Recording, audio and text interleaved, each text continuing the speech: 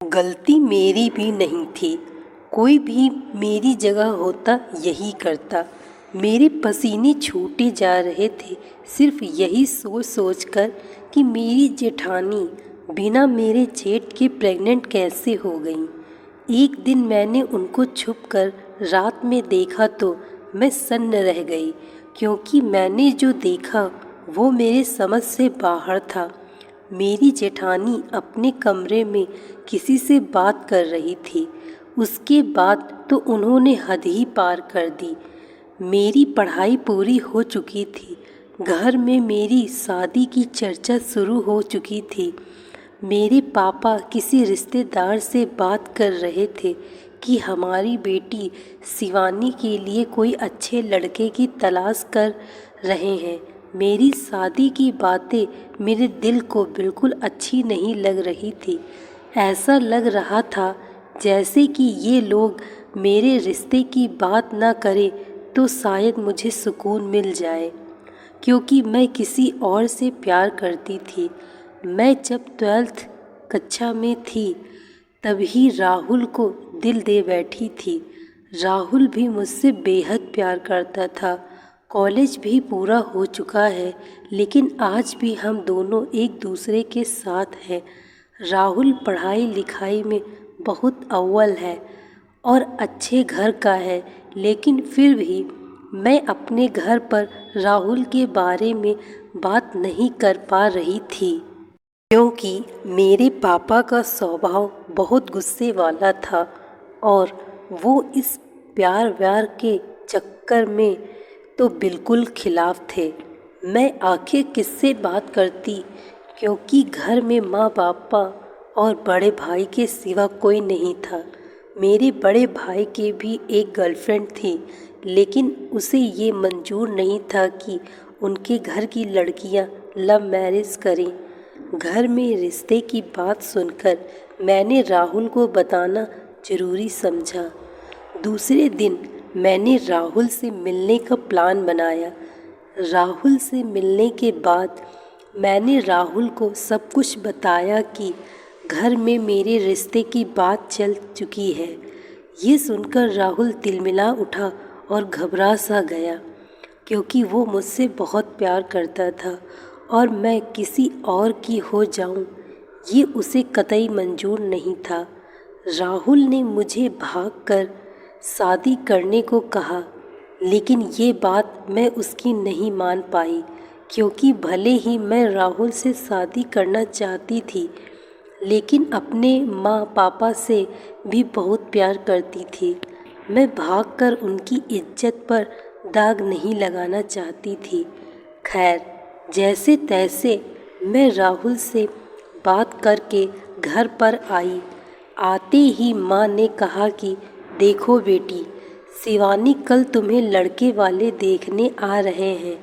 लड़का सरकारी नौकरी करता है और वह भी आएगा खुद तुम्हें देखने, इसलिए तुम अपने अच्छे साज श्रृंगार की तैयारी आज से ही शुरू कर दो। सुनकर मेरे तो रोंगटे खड़े हो गए, क्योंकि मैं राहुल के सिवा किसी और के बारे में सोचूं ये मुझे ज़रा भी मंजूर नहीं था।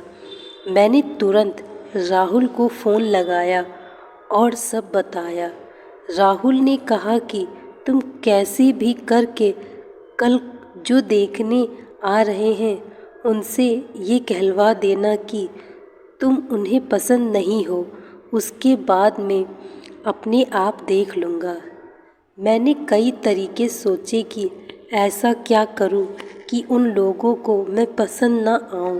खैर, दूसरे दिन उनका आना हुआ और चाय नाश्ता करने के बाद सब लोगों ने लड़के और मुझे अकेले में कुछ बातें करने को कहा।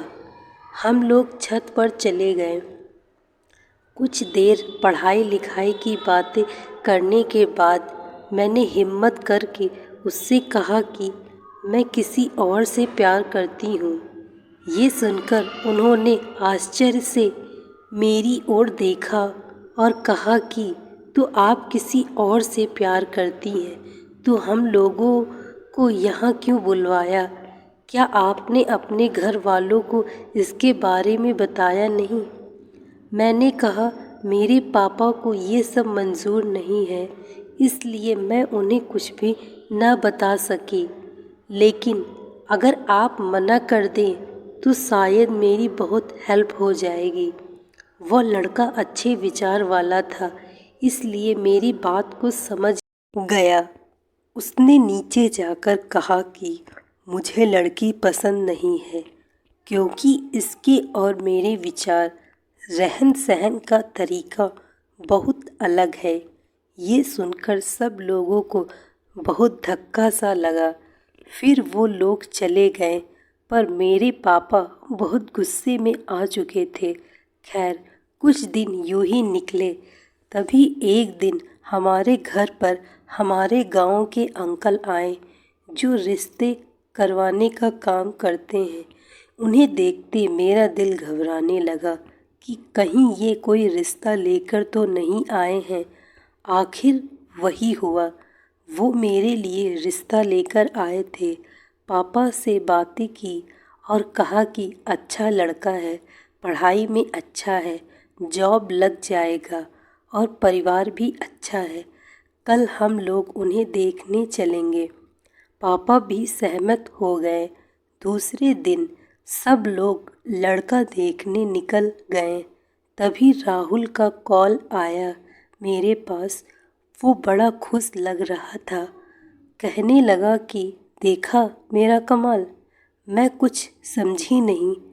फिर उसने कहा कि तुम्हारे जहाँ लड़का देखने जा रहे हैं वो लड़का और कोई नहीं, मैं ही हूँ। मुझे विश्वास नहीं हुआ। फिर राहुल ने कहा कि तुम्हारे गांव के जो अंकल हैं वो मेरे मामा जी के दोस्त हैं। तभी मैंने अपने मामा जी से बात की और उन्होंने उन अंकल से बात की और वो तुम्हारे घर आ गए। राहुल कहने लगा कि बस अब उन लोगों को हमारा घर परिवार सब पसंद आ जाए, और इतना बोलकर कॉल कट कर दिया। अब क्या था, मेरी खुशी का कोई ठिकाना नहीं था, लेकिन साथ ही एक डर भी था कि कहीं पापा को राहुल या उसका परिवार पसंद नहीं आया तो। लेकिन जैसे तैसे पूरा दिन निकला। शाम को सब लोगों ने आकर कहा कि लड़का बहुत अच्छा है। दिन बाद वो लोग हमारी शिवानी को देखने आ रहे हैं। अब मेरी जान में जान आ चुकी थी कि अब सब सही हो जाएगा। इसी तरह वो लोग भी आ गए मुझे देखने, और उन लोगों को भी मैं बहुत पसंद आई। आखिर आती भी क्यों ना, उनके बेटी की पसंद जो थी। रिश्ता तय हुआ, सगाई भी हो गई। अब शादी की तारीख भी निकल चुकी थी। घर वालों के लिए तो दिन कम थे, लेकिन मेरे और राहुल के लिए बहुत ज़्यादा, क्योंकि हम दोनों को जल्दी से अब एक होना था। खैर, जैसे जैसे दिन निकल गए और आखिर हमारी शादी का दिन आ चुका था। आज हमारी शादी के दिन ही हमें एक और खुशखबरी मिल गई थी कि राहुल की सरकारी नौकरी लग गई है। सब लोग बहुत खुश थे। बहुत धूमधाम से हमारी शादी संपन्न हुई। विदाई का समय आया। मेरी आंखों से आंसू रुकने का नाम ही नहीं ले रहे थे, क्योंकि जितनी खुशी राहुल के साथ शादी होने की थी, उतना ही दुख माँ पापा से दूर जाने का था। लेकिन जैसे तैसे मैंने खुद को संभाला और चल पड़ी अपनी नई दुनिया बसाने। अपने प्यार राहुल के साथ ससुराल पहुंची तो सब लोग बहुत खुश थे, खूब प्यार दे रहे थे मुझे। सभी रस्मों को पूरा किया गया और रिश्तेदार से आई लड़कियों के साथ हंसी ठिठोली में लग गई। रात का समय हुआ, मुझे मेरे कमरे में बैठाया गया। आज वो दिन आ ही गया जिसका मुझे वर्षों से इंतज़ार था। राहुल कमरे में आया और मेरे पास आकर मुझे प्यार भरी निगाहों से देखने लगा। कुछ देर हम लोगों ने अपने पुराने दिन याद किए और फिर प्यार की बातें करते करते अपनी इस हसीन रात को एंजॉय करने लगे। सुबह उठकर मैं नहा धोकर सबके लिए चाय बनाई और सबको दी। फिर अपनी और राहुल की चाय अपने कमरे में ले आई और दोनों ने एक साथ चाय पी। फिर राहुल अपनी जॉब पर चला गया और मैं घर के कामों में लग गई। ऐसे ही दिन निकलते गए। मेरे ससुराल में मेरे सास ससुर, मेरी जेठानी और राहुल और मैं ही थे। मेरे जेठ जी विदेश में रहते थे। 1 साल पहले वो विदेश चले गए थे। सब लोग मुझसे बहुत प्यार करते थे। एक बेटी की तरह ही मेरे साथ रहते थे। मेरी जेठानी भी मुझे अपनी छोटी बहन ही मानती थी। मैं अपने ससुराल में हंसी खुशी रह रही थी। कुछ दिन बाद मुझे बहुत अजीब सा लगने लगा अपनी जेठानी के बारे में। वो अपने कमरे में जाते ही हंसने ठिठोली करने की आवाज़ करने लगती और कुछ ऐसी चीज़ें अपने कमरे में रखती जो पति पत्नी के संबंध बनाते समय काम में ली जाती हैं। मुझे बहुत अजीब सा लगता, लेकिन फिर मैं सोचती कि जेठ जी के साथ बात करती होंगी। और रही बात प्राइवेट चीज़ों की, तो वो तो वे पहले की होंगी जो अभी तक रखी हुई हैं। खैर, मेरा वहम मैंने वहीं ख़त्म कर दिया। लेकिन एक दिन जब मैं उठकर आई तो सब लोग खुश हो रहे थे और मेरी जेठानी को प्यार दे रहे थे। मुझे मेरी सास ने कहा कि शिवानी, तुम्हारी जेठानी प्रेग्नेंट है, क्या तुम उसे बधाई नहीं दोगी? मेरे तो सब कुछ समझ से बाहर हो गया था कि जेठ जी तो विदेश में हैं, तो फिर जेठानी जी प्रेग्नेंट कैसे हो गई। लेकिन मेरे अलावा किसी के भी दिमाग में ये बात नहीं आ रही थी। मैंने जेठानी जी को बधाई दी और अपने काम में लग गई। लेकिन मेरा दिमाग तो सिर्फ वहीं अटका हुआ था कि आखिर ये हुआ तो हुआ कैसे। खैर, दिन निकलते गए। सब लोग मेरी जेठानी की देखभाल कर रहे थे। उन्हें किसी भी तरह से कोई भी कमी महसूस नहीं होने दे रहे थे। मुझे समझ नहीं आ रहा था कि ये लोग जानते हैं कि जेठ जी यहाँ नहीं है, इसके बावजूद भी ये प्रेग्नेंट हो गए। फिर भी इन लोगों को कोई आपत्ति नहीं हो रही है। आखिर चल क्या रहा है इस घर में?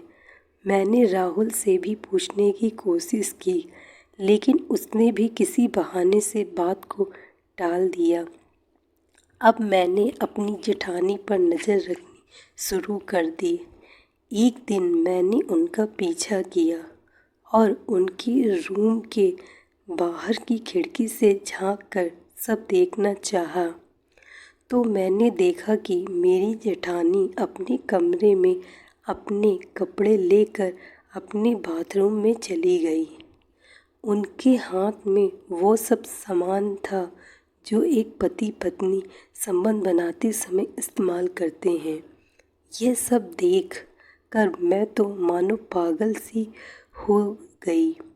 ये सोच सोच कर आखिर क्या चल रहा है ये। मैं रोज़ाना अपनी जेठानी पर नज़र रखने लगी। जब भी वो बाहर जाती तो भी मैं उनका पीछा करती थी और घर पर भी उन पर नज़र रखती थी। मैंने उनकी एक और बात भी पकड़ ली थी कि वो कभी भी सब लोगों के साथ खाना नहीं खाती थी। वो अपना खाना अपने कमरे में डाल कर ले जाती थी और खाना भी इतना कि 2 लोग खाएं। मेरी जेठानी अकेली इतना खाना कैसे खा सकती थी? ये दिखने में तो वो बिल्कुल दुबली पतली सी थी।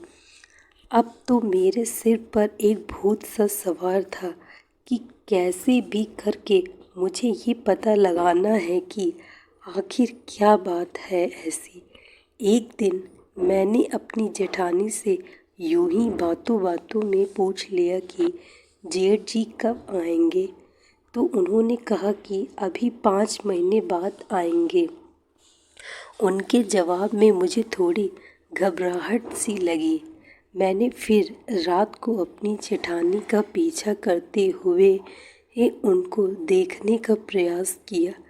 फिर मैंने जो देखा उसके बाद तो मेरे पैरों तले से ज़मीन ही खिसक गई थी। मैंने देखा कि मेरी जेठानी के अपने कमरे में अकेली नहीं थी, कोई और था, लेकिन कौन मैं देख नहीं पाई। फिर वो दोनों लोग अपने बेड पर चले गए, लेकिन वहाँ पर अंधेरा सा होने की वजह से मैं कुछ देख नहीं पाई। मैं अपने कमरे में आ गई। वो सब देखकर मेरी हालत बहुत ख़राब हो चुकी थी। मैं यही सोचकर दुखी हो रही थी कि बेचारे जेठ जी वहाँ इन लोगों के लिए कमाई कर रहे हैं और यहाँ ये जेठानी जी उनको धोखा दे रही हैं। पता नहीं क्या क्या हरकतें कर रही हैं। बस ये सब सोचते सोचते मुझे अपने सास ससुर पर भी गुस्सा आ रहा था कि वो लोग सब कुछ जानते हुए भी इनका साथ क्यों दे रहे हैं। वो लोग तो ऐसे पेश आते हैं जैसे कुछ हुआ ही ना हो, लेकिन मैं ये सब बर्दाश्त करने वाली नहीं थी। मुझे अब पूरी सच्चाई सामने लेकर आनी ही थी और मैंने बिना सोचे समझे पूरे घर वालों को आंगन में बुलाया और जेठानी जी के बारे में सवाल करने लगी। सब लोगों ने मुझे शांत होने को कहा, लेकिन मैं अपने गुस्से पर काबू नहीं कर पाई। तभी राहुल आ जाता है और सब लोगों को चुप करवा कर मुझसे कहता है कि तुम्हें सच जानना है ना, तो सुनो। राहुल कहने लगा कि मेरा भाई कोई विदेश नहीं गया है, जबकि वो तो यहीं रहता है हमारे घर में। ये सुनकर मैं तो जैसे हक्की बक्की सी रह गई। फिर मेरे जेठ भी कमरे से बाहर आ गए थे। मेरी सास मुझसे कहने लगी कि कुछ महीनों पहले मेरे बड़े बेटे की कुछ दोस्तों के साथ लड़ाई हो गई थी, जिसमें किसी और ने सामने वाले का खून कर दिया, लेकिन नाम मेरे बड़े बेटे का आ गया उसमें। इसलिए ये घर में ही छुप कर रहने लगा जब तक कि असली कातिल पकड़ा न जाए। इसलिए सब लोगों को हमने ऐसा बोल दिया कि ये विदेश चला गया है और अब तुम्हारी जेठानी इसी के बच्चे की माँ बनने वाली है। ये खाना अपने पति के साथ खाती थी अपने कमरे में। फिर मेरी सास कहने लगी कि हमने तुम्हें ये सब इसलिए नहीं बताया कि तुम अभी अभी शादी करके आई हो, अभी तक तुमने अच्छी तरह से ससुराल को समझा भी नहीं है, इसलिए ये सब बता देंगे तो तुम घबरा जाओगी। ये सब बातें सुनने के बाद अब मेरे पास बोलने को कुछ भी नहीं था। मैं पछतावा कर रही थी कि मैंने बिना जाने बिना सोचे समझे अपनी बहन जैसी जेठानी पर इतना गंदा शक किया। अब मेरे पास अफसोस करने के अलावा कुछ नहीं बचा था, लेकिन गलती मेरी भी नहीं थी। मेरी जगह कोई भी होता तो यही करता जो मैंने किया। फिर भी मैंने सबसे माफ़ी मांगी और सबने मुझे माफ़ कर दिया। दोस्तों, कभी भी हमें बिना सोचे समझे कोई निर्णय नहीं लेना चाहिए।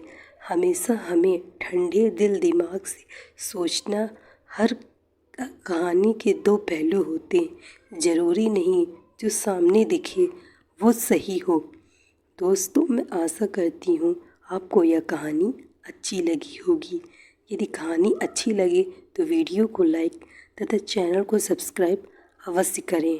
आने वाली ऐसी ही कहानियों को सुनने के लिए बेल आइकन को प्रेस करें। Thank you so much watching this video. Like, share and subscribe.